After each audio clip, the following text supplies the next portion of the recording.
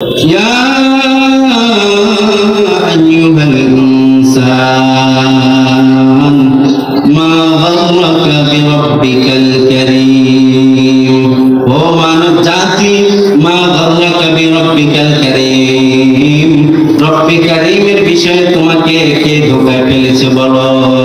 কেন তুমি আল্লাহ তাআলা এত নিয়ামত দেওয়ার পরেও আল্লাহ তাআলার কৃতজ্ঞ বান্দা হয়েছে বলো? আল্লাহ তাআলার শুকরিয়া আদায় করার সময় তুমি পাও না। আল্লাহ তাআলাকে আল্লাহ বলে ডাকো, তুমি একটা সময় পাও না। তুমি কি পাও বলো? দুনিয়ার রং তামাশা দেখে, দুনিয়ার রং তামাশা দেখে সব কিছু ভুলে গিয়ে আল্লাহ তাআলাকে ভুলে গিয়েছ। তখন আল্লাহ তাআলা আফসোস করে বলেন, ইয়া আইয়ুহাল ইনসান মা গাররাকা বিরাব্বিকাল কারীম। আল্লাহ তাআলা আফসোস করে বলতে থাকেন। যখন এই বলাই কাজে আসে না, তখন আল্লাহ তাআলা কিয়ামতের ময়দানের কথা বলে দিয়েছে, খবরদার বান্দা, আখিরাতে কিন্তু হুঁশিয়ার। দুনিয়াতে তুমি অনেক দলাদলির মধ্যে লিপ্ত ছিলে, কিন্তু আখিরাতে পরকালীন জিন্দেগির মধ্যে দুই দল ছাড়া আর কোনো দল থাকবে না। দুনিয়াতে তুমি আওয়ামী লীগ করো, বিএনপি করো, যে কোনো দল করো না কেন, কিন্তু আখিরাতের মধ্যে পরকালে শুধু দুইটাই দল থাকবে। আল্লাহ তাআলা সেটা কোরআন মাজিদে উল্লেখ করে বলেন, ফারিকুম ফিল জান্নাতি ওয়া ফারিকুম ফিস সাঈর। ও বান্দা, দুনিয়ার মধ্যে হাজারো দলাদলের মধ্যে লিপ্ত ছিলে, কিন্তু না না না, আমি যখন তোমার নিঃশ্বাস বন্ধ করে দিয়ে আখিরাতের ময়দানে তোমাকে যখন হাসরের ময়দানে উঠাবো, তখন দুই দল ছাড়া আর কোনো দল থাকবে না। হয়তো তুমি জান্নাতি, না হলে তুমি জাহান্নামী। হয়তো তুমি চিরকালের সুখের শান্তির জান্নাতে তুমি বসবাস করবে, না হয় তুমি চিরকাল জাহান্নামের মধ্যে জ্বলতে থাকবে।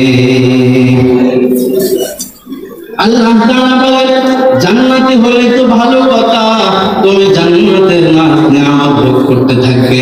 তবে খবরদার, যদি জাহান্নামী হয়ে আসো, সেখানে উপায়ান্তর থাকবে না। তুমি দুনিয়াতে এই পরিমাণ গুনাহ করো যে পরিমাণ জাহান্নামের শাস্তি ভোগ করতে পারবা, অথচ কোনো মানুষ জাহান্নামের আগুন এক মুহূর্তের জন্য, এক সেকেন্ডের জন্য সহ্য করতে পারবে না। আল্লাহ তাআলা আল্লাহর হাবিবের মুখের মধ্যে আমাদেরকে ঘোষণা দেওয়ার জন্য বলেছেন, ও আমার প্রিয় হাবিব, আপনি আপনার উম্মতকে সতর্ক করে দিয়ে আসেন, কারণ জাহান্নাম দুনিয়ার কোন আগুনের মতো নয়। যে দুনিয়ার আগুনের মতো নয়, জাহান্নাম আরো কঠিন অবস্থা ধারণ করবে। এই কথা আল্লাহ রাসূল আমাদেরকে বলেছেন। হাদিসের মধ্যে আল্লাহ রাসূল সাল্লাল্লাহু আলাইহি ওয়াসাল্লাম ইরশাদ করেন, ও ইদা আলান নারি আলফ সানাতিন হাত্তা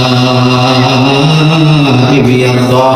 আল্লাহ রাসূল সাল্লাল্লাহু আলাইহি ওয়াসাল্লাম বলেন, যখন আল্লাহ তাআলা জাহান্নামের মতো আল্লাহ তাআলা সৃষ্টিকে যখন সৃষ্টি করেছিলেন, সৃষ্টি করার পরে তখন ফেরেশতাদেরকে বলেছিলেন, ও আমার ফেরেশতারা, তোমরা জাহান্নামের আগুনকে 1000 বছর জ্বালাও।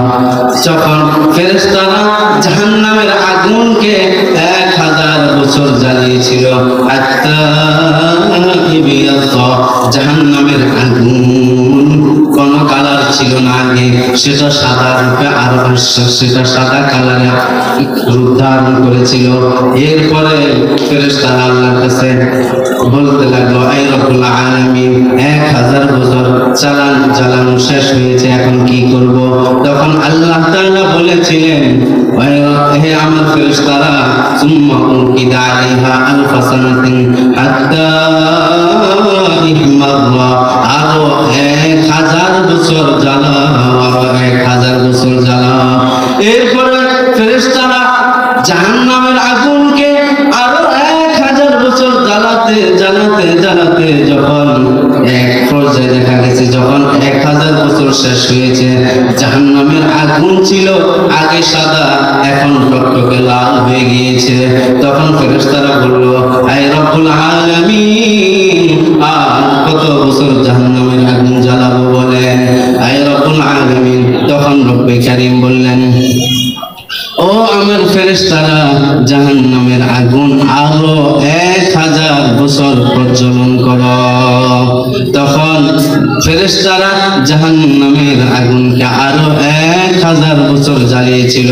যখন 1000 বছর জ্বালানোর পরে জাহান্নামের আগুন দ্বিতীয় পর্যায়ে ছিল লাল, এরপরে সেটা এমন কালো হয়েছে এই পাশ থেকে ওই পাশে কাউকে দেখা যায় না, এমন ভয়ঙ্কর আগুন হয়ে দাঁড়িয়েছিল।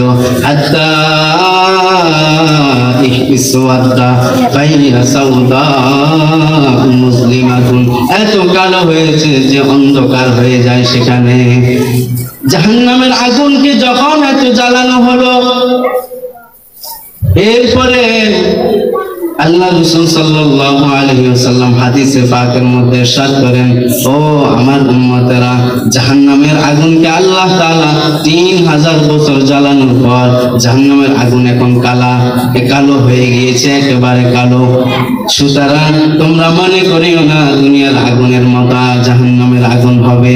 জাহান্নামের আগুন দুনিয়ার আগুন থেকে 70 গুণ আরো বেশি তেজি হবে। যখন এই কথা বলা হয়েছে, আল্লাহ রাসূল সাল্লাল্লাহু আলাইহি ওয়াসাল্লাম যখন এই হাদিস বর্ণনা করেন, বলতেছেন যে জাহান্নামের আগুন আরো তেজি হবে, 70 গুণ বেশি। সাহাবায়ে কেরাম রিদওয়ানুল্লাহি আলাইহিম যখন জাহান্নামের আগুনের কথা তাদের সামনে বর্ণনা করা হতো, তারা মনে করতেন যে পিছন দিয়ে জাহান্নামের আগুন লুকানো, এত বেশি তারা কান্না করতেন, এত বেশি ঘাবড়িয়ে যেতেন। সুতরাং আল্লাহ তাআলার এত নিয়ামত পাওয়ার পরেও যদি আল্লাহ তাআলার নিয়ামতের অস্বীকার করা হয়, আল্লাহ তাআলার সাথে এভাবে আচরণ করা হয়, তখন আল্লাহ তাআলা ধমক দিয়ে বলেন, জাহান্নামের আগুনকে ভয় করো। কারণ জাহান্নামের আগুন এমন কঠিন পরিস্থিতি কায়েম হয়েছে যে আল্লাহ তাআলা কোরআন মাজিদের মধ্যে বলেন, ইন্নাল্লাযীনা কাফারু বিআয়াতিনা সাওফা নুসলিহিম নারা, নিশ্চয় যারা কুফর অবলম্বন করেছে অবশ্যই তাদেরকে জাহান্নামে প্রবেশ করানো হবে। যখন এরপরে আল্লাহ তাআলা এরপর বলতেছেন, কুল্লামা নাদিজাত জুলুদুহুম বাদদালনাহুম জুলুদান গায়রাহা লিয়াযুকুল আযাব। জাহান্নামে প্রবেশ করাবে সেটা তো ভালো কথা, কিন্তু আল্লাহ তাআলা পরে বলে দিয়েছেন জাহান্নামী ব্যক্তিদের কোনো মৃত্যু হবে না, যার কারণে তাদের মৃত্যু হবে না তখন তাদের চামড়াগুলোকে আল্লাহ তাআলা বারংবার পরিবর্তন করে দিবেন। আল্লাহ তাআলা কোরআন মাজিদে উল্লেখ করে বলেন, কুল্লামা নাদিজাত জুলুদুহুম, যখন তাদের চামড়াগুলো জ্বলে ভস্ম হয়ে যাবে, কুল্লামা নাদিজাত জুলুদুহুম বাদদালনাহুম জুলুদান গায়রাহা লিয়াযুকুল আযাব, তখন তাদের চামড়াগুলোকে, আগের চামড়াগুলোকে পরিবর্তন করে নতুন চামড়া পরিধান করানো হবে। অর্থাৎ আল্লাহ তাআলা তাদেরকে হৃষ্টপুষ্ট করে দিবেন, তাদেরকে স্বাবলম্বী করে দিবেন। আল্লাহ তাআলা সুস্থ করে দেওয়ার পরে তখন আল্লাহ তাআলা নিজে বলেন, কেন তাদেরকে এরকম পরিবর্তন করা হবে? লিয়াযুকুল আযাব, জাহান্নামের শাস্তি যেন তারা ভালোভাবে আস্বাদন করে।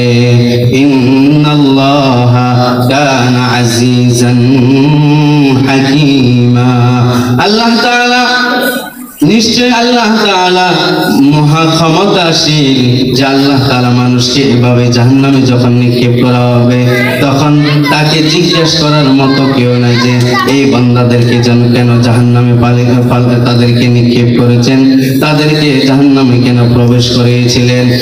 ইন্নাল্লাহা কানা আজিজান হাকীমা, এবং তারা